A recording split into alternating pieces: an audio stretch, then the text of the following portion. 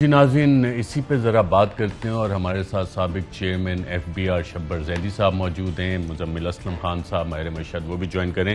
شبر زیدی صاحب، I am F کہا جا رہا تھا ان کے ساتھ معاہدہ ہو جائے گا اور ہماری معیشت صحیح ڈگر پہ چل پڑے گی۔ عام آدمی کا گزارا آج کل کیسے ہو رہا ہے؟ اس پہ بوجھ زیادہ بڑھ گیا اور کن وجوہات کی وجہ سے بڑھا ہے؟ دیکھیں ارشد صاحب، بات یہ ہے کہ جب یہ گورنمنٹ چینج کی گئی تھی تو میرا ہمیشہ سے یہ ویو ہے کہ اس 4 سالہ دور میں کوئی معاشی غلطی نہیں کی تھی عمران خان صاحب نے، اور جب یہ گورنمنٹ میں آئے تو ان کو یہ سمجھ نہیں آیا تھا کہ ہمیں کن بنیادوں پر آگے لے کے چلنا ہے۔ تو انہوں نے ایک بنیادی پرنسپل یہ رکھا کہ جو بھی آئی ایم ایف کہے گا وہ ہم منوعاً ایکسیپٹ کر لیں گے اور اس کو آگے ان کے اوپر کوئی ریزسٹنس یا ان پہ کوئی آرگومنٹ نہیں کریں گے۔ مگر اس کے ساتھ ساتھ انہوں نے ایک دوسرا یہ بھی پہلو رکھا کہ جن طبقوں کو یہ فائدہ دینا چاہتے تھے ان کو بھی انہوں نے چھپکے اور طریقے سے فائدہ دے دیا۔ تو دو نقصان ہوئے اس ملک کے۔ پہلی بات تو یہ کہ جو ایک اکنامی ایک صحیح، میرے حساب سے صحیح ڈگر پہ جا رہی تھی، اس کو ڈی ریل کیا گیا اور ایک نئے لوگ آئے، نئے لوگوں نے چلایا اور انہوں نے یہ کہا کہ آئی ایم ایف کا جو بھی پروگرام ہے اس کو وداؤٹ اینی آرگومنٹ ایکسیپٹ کرنا پڑے گا۔ اور دوسرا انہوں نے کہا کہ جو ہمارا ووٹ بینک ہے ٹریڈرز کا اور ان لوگوں کا، ان کو آپ نے کچھ نہیں کہنا اور ناٹ ڈاکومنٹڈ کو اسے پروموٹ کرنا ہے۔ تو یہ دونوں چیزیں مل کے کیا ہوا کہ جو عام کنزیومر تھا، جو عام آدمی تھا، جو ڈاکومنٹڈ سیکٹر میں تھا، جو شریف آدمی تھا، جو ٹیکس دے رہا تھا، وہ ہر طرف سے پھنس گیا۔ اور پاکستان آج جس جگہ پہ کھڑا ہے اشرف صاحب، یہ بہت مشکل ہے۔ میں ایز اے پاکستانی یہ کہہ سکتا ہوں کہ پاکستان کی جو آج صورتحال ہے یہ خطرے کی گھنٹی کے قریب ہے اور گورنمنٹ کا اس میں مجھے کوئی رول نظر نہیں آ رہا۔ جو بھی آئی ایم ایف والے ان کے سامنے رکھتے ہیں یہ ایز اٹ از آگے پبلک کو ٹرانسفر کر دیتے ہیں۔ تو اگر یہی ہے رول ادا کرنا ہے تو مجھے گورنمنٹ کا کوئی سمجھ نہیں آتا کہ گورنمنٹ کس مقصد کے لیے یہ لائی گئی ہے اور کیوں یہ اس کو کنٹینیو کرایا جا رہا ہے کہ یہ پاکستان کے کسی بھی آرگومنٹ کو، کسی بھی سبجیکٹ کو ان لوگوں کے سامنے نہیں رکھ رہی جو لینڈر ہیں۔ دیکھیے اشرف صاحب، میں نے بھی ڈیل کیا ہے آئی ایم ایف کے ساتھ اور ہم نے ان سے 85 مسئلوں پر ایگری، عمران خان صاحب سیدھا جانتے ہیں، ہم نے 50 مسئلوں پر ان کے ساتھ آرگو کیا اور ان کو منوایا ہے۔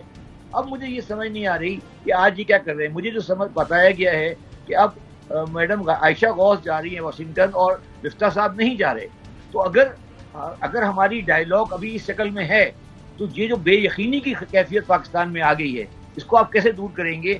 اور معیشت کے لیے سب سے بری چیز جو ہوتی ہے صاحب وہ بے یقینی ہوتی ہے اور لیک آف کانفیڈنس ہوتا ہے۔ بالکل ٹھیک ہے۔ نون لیگ کی قیادت شبر زیدی صاحب کہہ رہی ہے کہ جی آئی ایم ایف ہمیں تگنی کا ناچ نچا رہا ہے، آئی ایم ایف ناک سے لکیریں نکلوا رہا ہے۔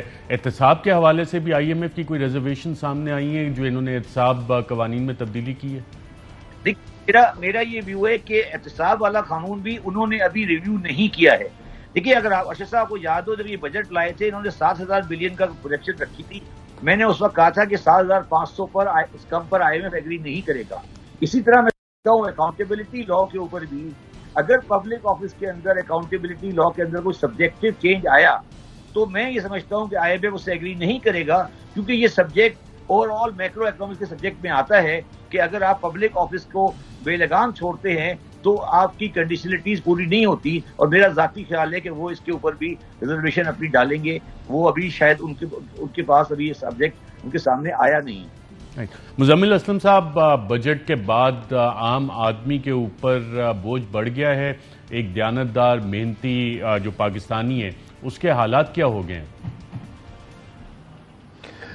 شکریہ ارشد صاحب، میں آپ کے سوال پہ آتا ہوں، لیکن آپ نے جو اپنے بیانیے میں ایک بات کی تو میرے ذہن میں ایک بات آئی تھی، تو اگر آپ اجازت دیں تو پہلے وہ میں کر دوں۔ جی، 1970 کی اگر آپ دہائی کو دیکھیں تو آپ کو یاد ہوگا کہ ایک آئل ایمبارگو لگایا تھا عرب ممالک نے، اور 1975 میں پاکستان کی تاریخ کی بدترین مہنگائی ہوئی تھی، اور پھر اس کے بعد آپ نے دیکھا ذوالفقار علی بھٹو صاحب چلے گئے، اور پھر جو ہے اس کے بعد اگر آپ دیکھیں تو پھر وہ ایرانی جو ہے ریولوشن بھی آیا اور افغانستان وار شروع ہوئی۔ آپ یہ اگر پاکستان کے سیکوینس آف ایونٹ دیکھیں، کموڈٹی سپر سائیکل آیا جو آئل ایمبارگو کی طرح ہی کہہ لیں کہ عرب ممالک اور انہوں نے جو ہے ساروں نے تیل کی قیمتیں بڑھائیں۔ تاریخ کی ابھی آپ نے جو بات مہنگائی کی میں اس میں آپ کو اعداد و شمار بتاتا ہوں. آپ بھی ویسے تو سب کو پتہ ہے لیکن اعداد و شمار سے اور آپ کو ظاہر ہو جائے گا کہ کیا اس ملک کے ساتھ ہوا ہے. پھر اس کے بعد دیکھیں تاریخی مہنگائی ہوئی. اس دفعہ عرب ممالک کی جگہ جو ہے ایک آئل پروڈیوسنگ کنٹری رشیا اور یوکرین وہ سامنے آئے اور اس سے پوری دنیا میں ٹرموائل مچا دیا. اور پھر جو ہے پوری دنیا میں جو ہے اس وقت ریسیشن آیا اور امریکہ نے ایک جنگ شروع کر دی, آپ کو یاد ہوگا, روس کے خلاف ہی. تو ابھی بھی جو حالات ہیں, روس, پیٹرول, مہنگائی, رجیم چینج پاکستان میں اس سال بھی, تو آپ نے جو بات بولی پلے بک کی بڑی اسکرپٹ میں پرفیکٹلی فٹ ہو رہا ہے. اور اس وقت بھٹو صاحب کو کتنے سارے لوگوں نے مل کے نکالا تھا وہ بھی آپ کو یاد ہوگا, اور ابھی عمران خان صاحب کے ساتھ بھی کیا ہوا. میں پالیٹکس کا طالب علم نہیں ہوں لیکن یہ میں نے تھوڑی بہت جو ہے چیزیں کلیکٹ کری آپ کے سامنے بولی. اب آ جائے مہنگائی میں. ارشد صاحب, جب ہم نے حکومت ان کے ہاتھ میں دی تو اس وقت جو ہے کھانے پینے کی اشیاء کی قیمت اس وقت بھی بہت زیادہ تھی لیکن اس وقت 14.2% تھی. 3 مہینے میں یہ بڑھ کے 25.2% ہو گئی ہے. سی پی آئی جسے کہتے ہیں کنزیومر پرائس انفلیشن, وہ 12.7% تھی, اس مہینے 21.3% ہو گئی ہے. اس میں ابھی جو نئے تیل کی قیمتیں بڑھی ہیں, آج جو بجلی کی قیمت 8 روپے بڑھی ہے, ان میں وہ کوئی بھی چیز شامل نہیں ہے. اچھا, یہ جو کنزیومر پرائس انفلیشن ہے یہ 2008 کا, اور جو کھانے پینے کی مہنگائی ہے 2008 کے بعد پاکستان میں سب سے زیادہ ہوئی ہے. پھر ایک چیز ہوتی ہے ہول سیل پرائس انڈیکس, یعنی کہ جو کارخانوں سے چیز نکلتی ہے تو ہول سیل میں نکلتی ہے. جب ہمارے دور میں آخری مہینہ تھا تو 23% تھی, وہ 40% کے قریب ہو گئی ہے. کہا جا رہا ہے یہ 50 سے 55% ہو جائے گی. اس کے علاوہ سر آپ کو میں یہ بتاؤں کہ یہ تو میں نے موٹے موٹے نمبرز کی بات کی آپ سے, چیزوں میں فرق کتنا آیا ہے. پیٹرول کی قیمت جو ہے اس میں جو ہے ایک ڈیزل کی قیمت میں 91% اضافہ ہوا ہے, 134 روپے لیٹر 2 مہینے میں جو ہے اضافہ ہوا. پیٹرول کی قیمت میں 100 روپے اضافہ ہوا ہے جو 60% ہے. بجلی کی قیمت جو ہم جب چھوڑ کے گئے تھے تو 13 روپے 88 پیسے تھی, وہ 20 روپے 80 پیسے پہلے ہو چکی ہے, اب 8 روپے اگلے 3 مہینے میں اور بڑھے گی, اس کی قیمت یہ ہوئی ہے. پھر انڈے, گرمیاں ہیں, آپ نے سنا ہی نہیں ہوگا کبھی گرمیوں میں انڈے کے ریٹ بڑھے, 136 روپے تھا اب وہ 193 روپے درجن ہو چکے انڈے. پھر اس کے بعد آپ آلو, جو پاکستان میں وافر مقدار میں, اس سال پاکستان کی ریکارڈ فصل ہوئی تھی, اور جب ہماری حکومت تھی 30-35 روپے میں رول رہا تھا, رمضانوں میں بھی آپ نے 30-35 روپے کھایا, اس کا ریٹ 35 روپے سے اٹھ کے 55 روپے کلو ہو گیا. پیاز رول رہا تھا, ہم سے منتیں کرتے رہے کامرس والے کہ اس کی اور ایکسپورٹ کی اجازت دے دیں, 35 روپے کلو سے 85 روپے کلو ہو چکا ہوا ہے. جو سبزیاں ہیں اس کا ویجیٹیبل گھی جو ہے 426 روپے سے بڑھ کے 572 روپے 2 مہینے میں. اور پھر اس کے بعد دودھ, جو ایک ہر گھر کی ضرورت ہے, وہ حمزہ شہباز اور شہباز شریف تو ہر پہلے جب حکومت نہیں آئی تھی بچوں کو دودھ نہیں مل رہا, وہ 116 سے 133 روپے, اور دوائیوں کی قیمت کم از کم 40 سے 50% بڑھ گئی ہے. اس سے آپ اندازہ لگا لیں کہ ایک آدمی اگر اس کا جو ہے خرچہ مہینے کا 40,000 روپے تھا, اس کو اس وقت 60,000 روپے میں پوری نہیں پڑ رہی. ابھی سیکنڈ راؤنڈ انفلیشن آنا ہے. اچھا, اس کے اثرات ہم نے آلریڈی دیکھنا شروع کر دیے. شرح سود 2 مہینے میں 4.5% بڑھی ہے, اور پرسوں اسٹیٹ بینک 7 تاریخ کو پھر مل رہا ہے, کہا یہ جا رہا ہے کہ یہ پھر شرح سود کو بڑھا دیں گے. یہ 1998 کا ریکارڈ ٹوٹ گیا ہے, مہنگائی کا WPI کا 75 سالہ ریکارڈ ٹوٹ گیا ہے. تو اس سال جو ہے 1900 جو میں نے ابھی آپ سے بات کی کہ 1973-75 میں جب سب سے زیادہ مہنگائی تھی, یہ تمام ریکارڈ جو ہے یہ رجیم چینج اور یہ جو عالمی چینجز آئی ہیں اس سے جو ہے ٹوٹتے جا رہے ہیں, اور عوام جو ہے اس میں بہت زیادہ بالکل ٹھیک ہے. شبر زید صاحب, آپ نے یہ ساری چیزیں سنی. ایک عام پاکستانی جو محنتی پاکستانی ہے, جو دیانتدار پاکستانی ہے, 5 افراد کا اس نے گھر چلانا ہے, اسے مہینے کے کم از کم کتنی تنخواہ کمانی پڑے گی کہ اس کا گھر چل سکے. اور دوسرا ٹیکسیشن یہ جو عام آدمیوں پہ لگا دیے انہوں نے, انڈائریکٹ ٹیکسیشن ساری بڑھا دی ہے. یہ ٹوبیکو پہ کوئی انہوں نے ٹیکسز وغیرہ کم کی؟ مجھ سے بات کرتے ہیں جی شبر زید صاحب. دیکھیے, میں ارشد صاحب اگر میں آپ سے اس بات سے کرنے سے پہلے اگر مجھے اجازت دو تو میں 1-2 جملے اور کہہ سکتا ہوں. جی جی پلیز. دیکھیے ارشد صاحب, آپ نے مجھے سوال کیا, میں نے آپ کو جواب دیا.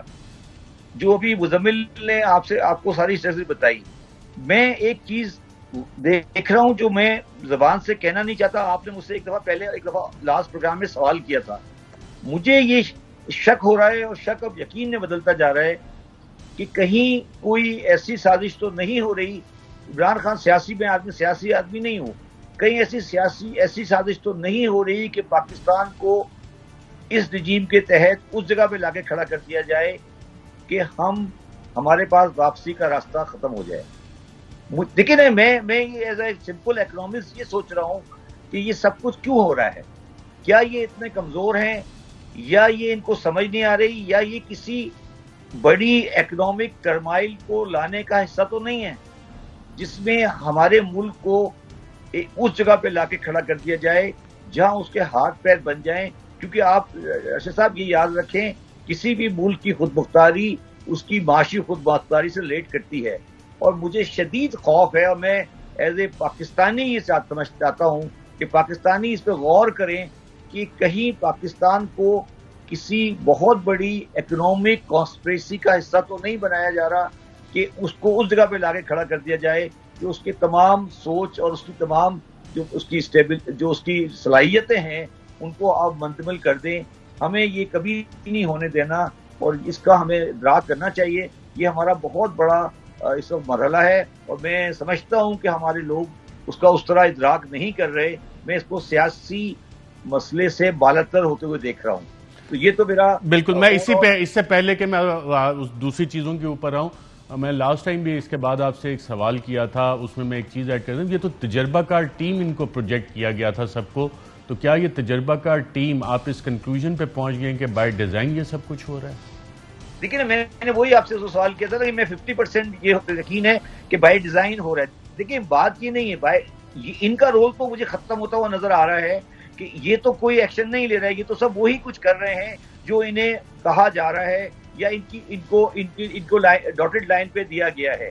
تو اب سوال یہ ہے, جو سوال میں آج بھی کہہ رہا ہوں, میں اس کا میرے پاس حل نہیں ہے, میں اس کا جواب آپ کو کینڈیڈلی نہیں دے سکتا کہ کسی آدمی نے کوئی معاشی سازش کی ہے, کسی نے کوئی معاشی سازش کی ہے کہ پاکستان کو مفلوج کر دیا جائے, پاکستان کو اس جگہ پہ لایا جائے کہ پاکستان سے ہر وہ چیز منوا لی جائے جو پاکستان پاس میں نہیں مانتا رہا ہے. تو یہ معاشی مگر میں آج بھی آپ کے سوال کا جواب ہاں میں نہیں دے سکتا کہ یہ ہو رہا ہے, کیونکہ یہ بہت بڑا, اگر میں نے کہا تو یہ بہت بڑا جملہ ہوگا. میں اس پہ ضرور سوچ رہا ہوں, مگر میں سوچنے کا موقع دیتا ہوں. آج بھی میں یہ نہیں کہہ سکتا, مگر میں یہ آپ کی بات ضرور کہتا ہوں کہ میرا شک روز روز بڑھتا جا رہا ہے.